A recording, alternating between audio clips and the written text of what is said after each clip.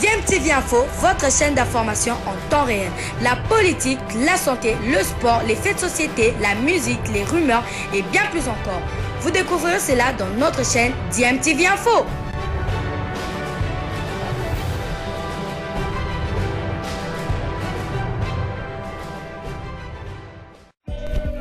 Vous êtes sur DMTV, bonjour ou bonsoir, tout dépend de l'heure à laquelle vous nous suivez. Tout plaisir est pour nous de vous retrouver, mais surtout de savoir que vous êtes nombreux en train de suivre votre chaîne YouTube DMTV.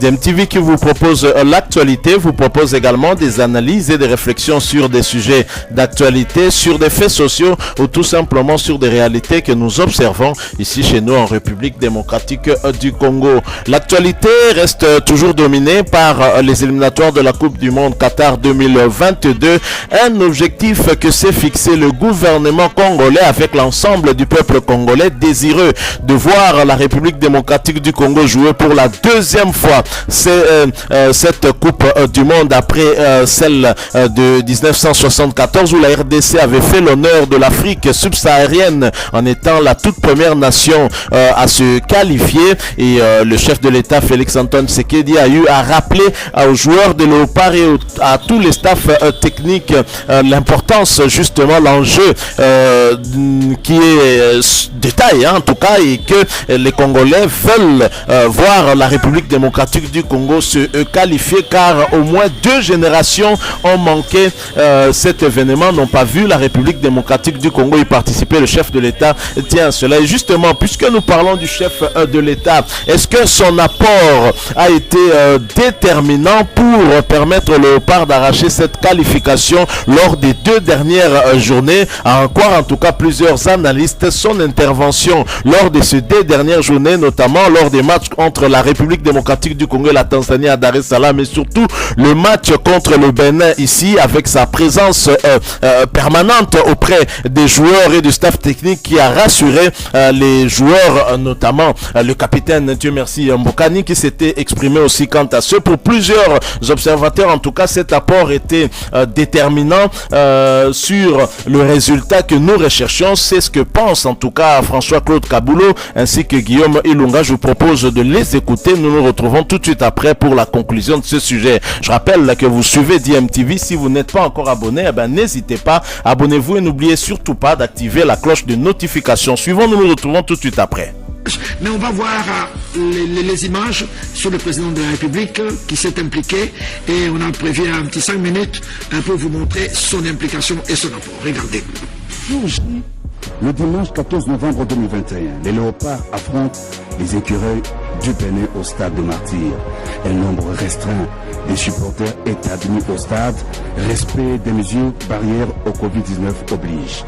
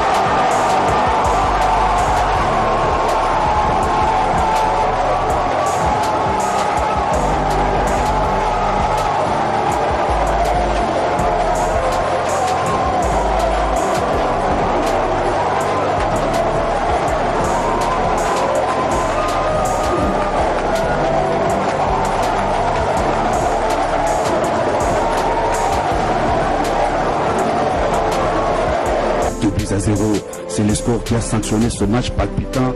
Les Léopards de la RDC ont eu le soutien d'un supporter de poids, le chef de l'État, Félix Antoine Tshisekedi Tshilombo. Entouré du président de l'Assemblée nationale, Mbosso Kodia, du Premier ministre Samalo Kondé, du ministre des Sports Serge Kondé et de quelques autres membres du gouvernement,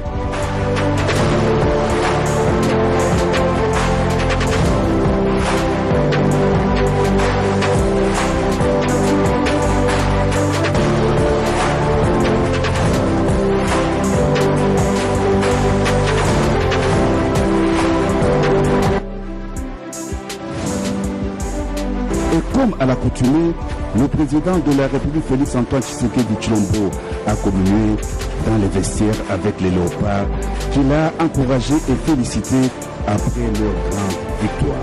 Mes félicitations. Mais attention, match par match, c'est animal. Donc maintenant, on reste concentré. Vraiment, on est à 2 pas de la Coupe du Monde. Bolakisi, vraiment une maturité, une maîtrise impressionnante. Donc vraiment, je suis très fier de vous. Le peuple congolais est fier de vous. Au Salinga Penda, honneur n'a pas fini.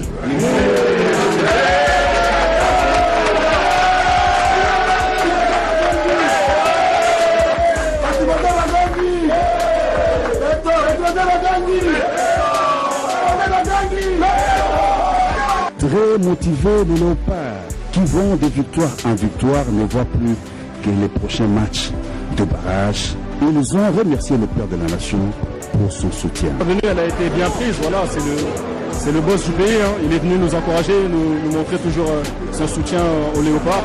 Et ça nous a fait un grand bien, et voilà, aujourd'hui, en plus il était au stade, donc j'espère que le spectacle lui a plu. Je suis très content pour aujourd'hui. Bon, on a gagné aujourd'hui, on est premier, bon maintenant on va concentrer pour la prochaine étape. Je crois qu'on a mérité aujourd'hui et nous tous, on est contents. Il est venu nous encourager hier. Voilà, je pense que c'est pour nous motiver aussi pour le match d'aujourd'hui. En plus, on est content et voilà. On a mérité aujourd'hui, comme j'ai dit, voilà, avec tous les groupes. On a de très bons joueurs. On doit continuer encore à travailler pour la prochaine étape. Ouais. À l'honneur de nos parts et de leur victoire, un dîner de gala a été offert aux officiels à la Cité de l'Union africaine. Dans une brève adresse, le chef de l'État en a appelé à l'unité de la nation autour des Léopards qui doivent poursuivre leur chemin jusqu'à Qatar 2022. Nous avons gagné une bataille ce soir, mais pas encore la guerre. La guerre, c'est au mois de mars, lorsque, au dernier tour qualificatif, nous aurons un adversaire que nous allons connaître très bientôt, parce qu'il y aura tirage au sort, et contre lequel nous allons jouer en aller-retour. Et c'est à ce moment-là que je vais encore exhorter la nation à être unie, tous comme un seul homme derrière les léopards de la République démocratique du Congo. Qatar 2022, l'opération a été lancée par le président de la République. Une bataille a été gagnée par les léopards qui ont besoin du soutien de tous les Congolais pour rééditer l'exploit de leurs aînés des années 1974 en participant à la Coupe du Monde Qatar. Voilà, ça fait du bien si le chef de l'État retient les calendriers des événements jusqu'au tirage au sort. Il sait qu'au mois de mars, il y aura les matchs. Ça fait du bien. Hein. C'est la preuve qui suit étape par étape l'évolution de l'équipe nationale. C'est bien. C'est très important. Ouais. C'est déjà donc en plus, ce qui fait qu'il n'y a personne qui pourra bloquer aujourd'hui les dossiers. On va se baigner dans le temps, des problèmes de voyage, problèmes de préparation. Et surtout, c'est maintenant qu'il faut s'y pencher par rapport à notre stade, arriver à couvrir tous les stades par les sièges, parce que le match de barrage, là, on va autoriser le public. Au mois de mars, oui. On va autoriser le public, c'est maintenant de à condition qu'on mette les sièges partout. Jusqu'au-dessus. D'ici mars, je pense, c'est possible. Je crois que c'est maintenant que ça doit être une priorité pour qu'on arrive à redonner à ce stade une bonne image, pour qu'on n'arrive pas à se plaindre et éviter des images de ce qui s'est passé la fois passée, des badges ou pas badges. Je crois qu'il faut, sous d'autres issues, les gens entrent parce que les normes sont respectés, parce que la FIFA exige à ce que les stades soient couverts par tous les sièges, que ce soit pour tout et à la tribune, et qu'on respecte les zones, parce qu'aujourd'hui, tel que ça se passe au niveau de la tribune présidentielle, la tribune officielle, c'est pas tout le monde qui peut y accéder. Je crois qu'il faut qu'on arrive à mettre des mesures de sécurité pour que nous soyons donc à l'abri des sanctions. Voilà, les réactions de quelques joueurs après le match, le fameux match entre la RDC et le Bénin. On est très content parce qu'on sait très bien que c'était important pour le pays et on l'a fait pour le peuple. Quand on voit l'ambiance qu'il y a ici, mais c'est exceptionnel. Un message de supporters. Merci beaucoup à eux. Et on sait très bien qu'ils sont toujours derrière nous. Et c'est pour ça que nous on essaie de donner le maximum sur le terrain pour les faire plaisir. Ouais, on est heureux, le groupe est heureux et uni pour au moins aller jusqu'au bout. On a fait le nécessaire, c'est le premier tour. On doit au moins être heureux pour ce tour et attendre le prochain. On est content. On est content. Ce match est un peu compliqué, un match difficile. On est obligé de gagner. Donc, on a fait tout pour gagner ce match, donc ça nous a fait du bien. Ça donne encore plus de confiance pour l'autre match qui suit en mars. C'était l'objectif. On a bien préparé le match. C'était notre but. Là, je suis content qu'on a gagné. Et puis, on doit maintenant garder la tête sur les épaules parce qu'il y a encore une autre échéance qui nous attend. Donc, on doit continuer toujours à bosser comme ça et puis continuer à donner la joie à nos supporters. Voilà, nous sommes de retour. Vous venez de suivre cet élément que nous vous avons proposé. Et très clairement, je peux aussi dire qu'effectivement, cette qualification a été obtenue, en tout cas, avec la conjugaison des efforts de beaucoup de Congolais. Tous les Congolais étaient unis derrière leur équipe nationale, même si nous avions en tout cas à nous regretter, par exemple, l'absence de certains leaders politiques lors de cette rencontre. C'est vrai que la CAF n'avait pas permis qu'il y ait du public, mais quand même il y avait un nombre restreint qui avait été admis quand même au stade. On a vu certains élus nationaux entrer dans le stade. Nous avons vu certains chefs des institutions être présents au stade. On aurait bien voulu voir aussi certains leaders politiques de l'opposition, ceux du PPRD, de la Mouka, être présents. Ils n'étaient pas, parce que le football, c'est ce sport en tout cas qui nous met tous ensemble et qui met en pause toutes les dissensions que nous pouvons avoir. Alors il est clair, au regard en tout cas de la manière dont les choses se sont passées lors de ces 2 dernières journées, il y a eu une implication personnelle du chef de l'État qui avait été à la rencontre des joueurs dans leur lieu d'hébergement au fleuve Congo Hôtel, où il a discuté avec le joueur avant ce match, tel un psychologue, tel un coach. Il a eu à parler aux joueurs. On l'a vu lors du match contre le Bénin, à la fin du match, aller à la rencontre des joueurs une fois de plus au niveau des vestiaires, et bien évidemment après avoir rencontré les écureuils du Bénin. Et le chef de l'État a insisté auprès des joueurs. C'est vrai qu'une bataille est gagnée, mais il reste le plus important, c'est les 2 pas qui nous restent à franchir pour justement atteindre cet objectif que nous nous sommes fixés. La RDC n'a jamais été aussi près d'une qualification à une Coupe du Monde depuis 1974 et on doit rester concentré. En même temps, je pense que si l'apport du chef de l'État est certain, c'est indéniable que son intervention a eu à ajouter ce plus, ce qui manquait peut-être à cette équipe-là pour finalement avoir cet esprit de gagne. Le chef de l'État devrait maintenant aussi, sous son leadership bien entendu, mettre la main dans la poche, permettre à cette équipe nationale de Léopard d'avoir des stages dans des fenêtres FIFA et de jouer certains matchs amicaux, des matchs de haut niveau avec des très grandes équipes